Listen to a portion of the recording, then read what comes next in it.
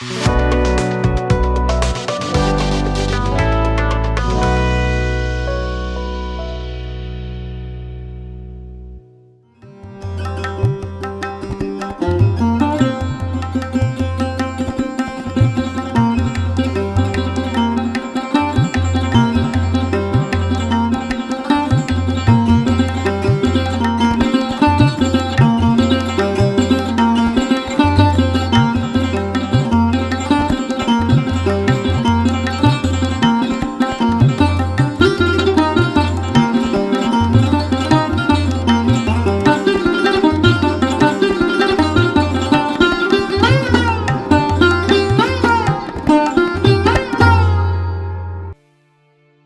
जीशु ख्रीष्ट अति बहुमूल्य नाम संपर्क इंडिया द्वारा प्रस्तुत करा जाउथिबा नुआ सकाळ आशार कार्यक्रम में आपण मानक स्वागत जनाए।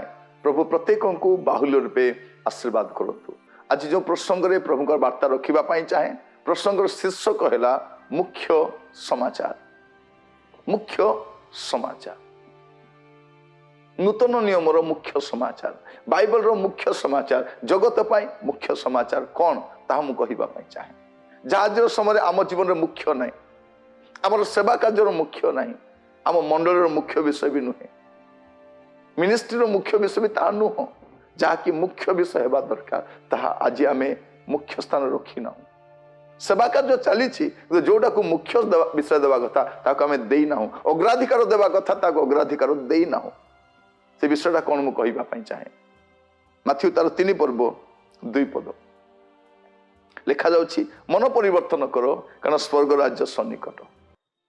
जहनंकर संवादर मुख्य विषय मुख्य समाचार कौन थिला जे मन परिवर्तन करो कारण एबे मन परिवर्तन करि पारिबो, एबे जीवन सजाड़ी पारिबो कारण स्वर्ग राज्य सन्निकट। यदि मन परिवर्तन करिबो नाही स्वर्ग राज्य प्रवेश करि पारिबो नाही।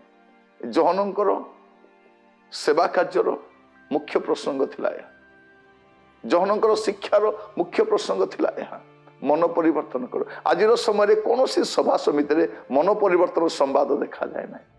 धन परिवर्तन, घर परिवर्तन, स्वास्थ्य परिवर्तन, आपण स्वास्थ्य परिवर्तन हबो, आपण घर परिवर्तन हबो, आपण पदवीर परिवर्तन हबो, आपण गाड़ी परिवर्तन हबो। मन परिवर्तन कथा आज समय जो सो कॉल्ड प्रीचर माने जन प्रॉस्पेरिटी कथा कहती से मन परिवर्तन कथा कहती नहीं, से स्वास्थ्य और समृद्धि कथा कहती किंतु मन परिवर्तन कथा कहती नहीं। बाप्तिजक जहन कहारी को सुस्थ करी नाहंती, भूत छड़ई नाहंती, मृत को उठई नाहंती, किंतु तांकर सुसमाचार और शिक्षार मुख्य विषय थिला मन परिवर्तन करो। जे कि मातृ गर्भरु पवित्र आत्मा पूर्ण होकर जन्म होते जहाँ एलियंकर आत्मा थिला। ए प्रकार जने श्रेष्ठ व्यक्ति सेवा कार्यर मुख्य विषय कौन थिला मन परिवर्तन करो, जहाँ मुख्य समाचार थिला। आप देखिए माथ्यू तार 4 पर्व 17 पद सही समय जीशु घोषणा करने को आरंभ कर कहवाक लगिले मन परिवर्तन करो कारण स्वर्ग राज्य सन्निकट। प्रभु जीशु ख्रीष्टर शिक्षार आरंभ थिला मन परिवर्तन करो कारण स्वर्ग राज्य सन्निकट। जहनंकर मुख्य समाचार थिला मन परिवर्तन करो, यीशुंकर मुख्य समाचार थिला मन परिवर्तन करो। आपण देखिबे प्रभु यीशु ख्रीष्ट मंडली को मध्य शेष परामर्श दियंती मन परिवर्तन करो। मंडली पाई मध्य मुख्य प्रसंग मन परिवर्तन अटे। आज जीवन सजाड़बार आवश्यक अच्छी, गुड़े समस्या भितर में फसी रहीचु, गुड़े परिवर्तन आवश्यक अच्छी।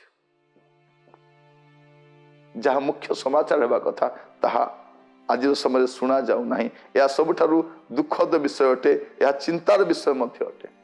आपण देखिबे मार्क तार 6 पर्व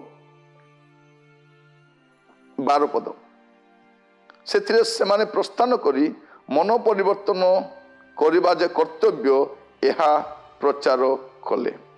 ए स्थान आम देखू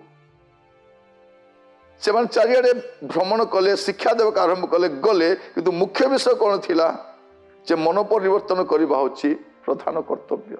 एटा से प्रचार करबा को आरंभ कले।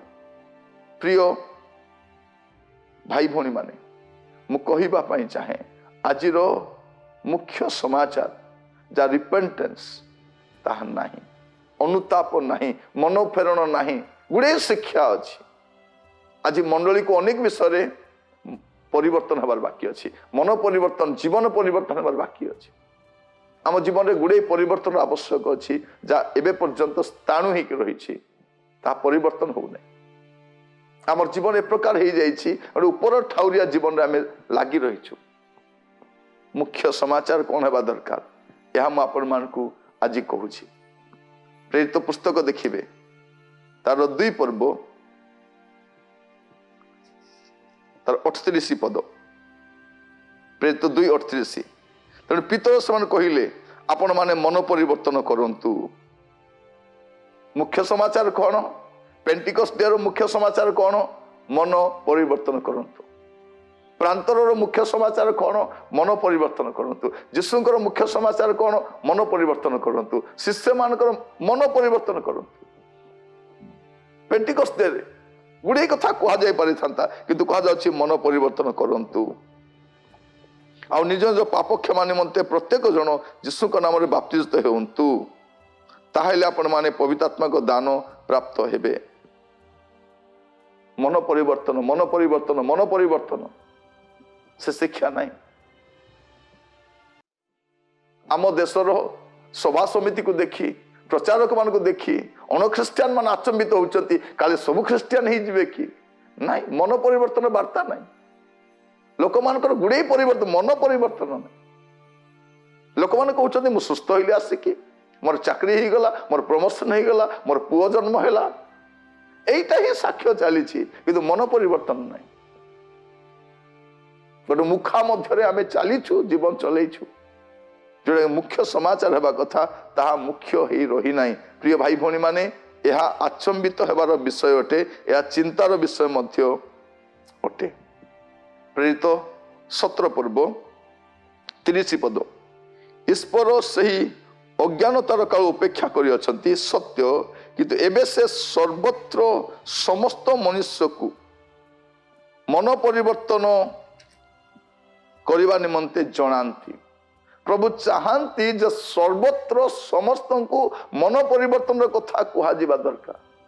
କିନ୍ତୁ ଦୁଃଖର କଥା, ଆଜିର ବିଡ଼ମ୍ବନା ହେଲା, ସେ ମୁଖ୍ୟ ସମାଚାର ଆଜି ଆଉ ମୁଖ୍ୟ ହୋଇ ରହିନାହିଁ। ସେ ମୁଖ୍ୟ ସମାଚାର ଆଜି ଆଉ ଗୁରୁତ୍ୱ ଦିଆଯାଉ ନାହିଁ ଯେ ମନ ପରିବର୍ତ୍ତନ, ମନ ପରିବର୍ତ୍ତନ। କାରଣ ମନ ପରିବର୍ତ୍ତନ ନ କଲେ ସ୍ୱର୍ଗ ରାଜ୍ୟରେ ପ୍ରବେଶ କରିପାରିବା ନାହିଁ। ଆଉ ସେଇ କଥା ଆମମାନଙ୍କ ଶିକ୍ଷାରୁ, ଆମମାନଙ୍କ ସଭା ସମିତିରୁ ତା ଉଭାନ ହେଇଯାଇଛି, ତାହା ଦେଖାଯାଉ ନାହିଁ। ଆମେ ଭାବୁଛୁ ଧୀରେ ଧୀରେ, କିନ୍ତୁ ସେଟା ପ୍ରଥମ ବିଷୟ। ଆଗ ଆସନ୍ତୁ ପରେ ପରିବର୍ତ୍ତନ, ନାଇଁ ନାଇଁ, ଆଗ ପରିବର୍ତ୍ତନ ହୁଅନ୍ତୁ ପରେ ଆସନ୍ତୁ। ମନ ପରିବର୍ତ୍ତନ କରିକି ମଣ୍ଡଳୀକୁ ଆସିବା ଦରକାର। ମଣ୍ଡଳୀକୁ ଆସିଲା ପରେ ମନ ପରିବର୍ତ୍ତନ ନାହିଁ। ବାପ୍ତିସ୍ମ ନେବା ପୂର୍ବରୁ ମନ ପରିବର୍ତ୍ତନ, ବାପ୍ତିସ୍ମ ପରେ ମନ ପରିବର୍ତ୍ତନ ନାହିଁ।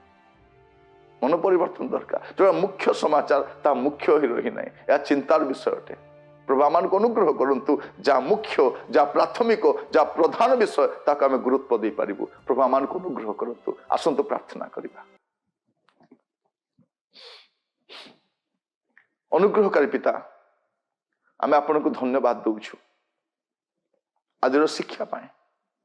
ପ୍ରଭୁ ମୁଖ୍ୟ ସମାଚାର ଆଉ ମୁଖ୍ୟ ହୋଇ ରହିନାହିଁ ପ୍ରଭୁ, ମୁଖ୍ୟ ସମ୍ବାଦ ମୁଖ୍ୟ ହୋଇ ରହିନାହିଁ ପ୍ରଭୁ। ଆଜି ମଣ୍ଡଳୀ ତାର ଆଭିମୁଖ୍ୟ ବୁଲି ଯାଇଛି, ଅନୁଷ୍ଠାନ ଗୁଡାକ ପ୍ରଭୁ, ସେବକ ମାନେ ଆମେ ମଧ୍ୟ ପ୍ରଭୁ ସେ ବିଷୟକୁ ପ୍ରାଧାନ୍ୟ ଦେଉନାହୁଁ ପ୍ରଭୁ। ଦୟାକର ରାଜା, ଖ୍ରୀଷ୍ଟଙ୍କର ଆଗମନ ପାଖେଇ ଆସିବା ସମୟରେ ଯୋଉ ବିଷୟକୁ ଆମେ ଅଗ୍ରାଧିକାର ଦେବା କଥା, ପ୍ରାଧାନ୍ୟ ଦେବା କଥା, ତା ଦେଇପାରିନାହୁଁ। ଦୟାକରି କ୍ଷମା କର, ପ୍ରତ୍ୟେକଙ୍କୁ ଅନୁଗ୍ରହ କର ପ୍ରଭୁ। ମଣ୍ଡଳୀ, ବିଶ୍ୱାସୀ, ଅନୁଷ୍ଠାନ ପ୍ରଭୁ, ଆମେ ସମସ୍ତେ ମିଳିତ ଭାବରେ ଯେପରି ମୁଖ୍ୟ ସମାଚାରକୁ ମୁଖ୍ୟ ଭାବରେ ରଖିପାରିବୁ, ଅନୁଗ୍ରହ କର। ଆଦର ମହିମା ଆପଣଙ୍କୁ ଦେଇ ପ୍ରାର୍ଥନା ମୋର ପ୍ରାଣର ପ୍ରିୟ ଯୀଶୁ ନାମରେ ମାଗିଲି, ଆମେନ୍। ପ୍ରଭୁ ଆପଣମାନଙ୍କୁ ପ୍ରତ୍ୟେକଙ୍କୁ ବାହୁଲ୍ୟ ରୂପେ ଆଶୀର୍ବାଦ କରନ୍ତୁ। ନମସ୍କାର।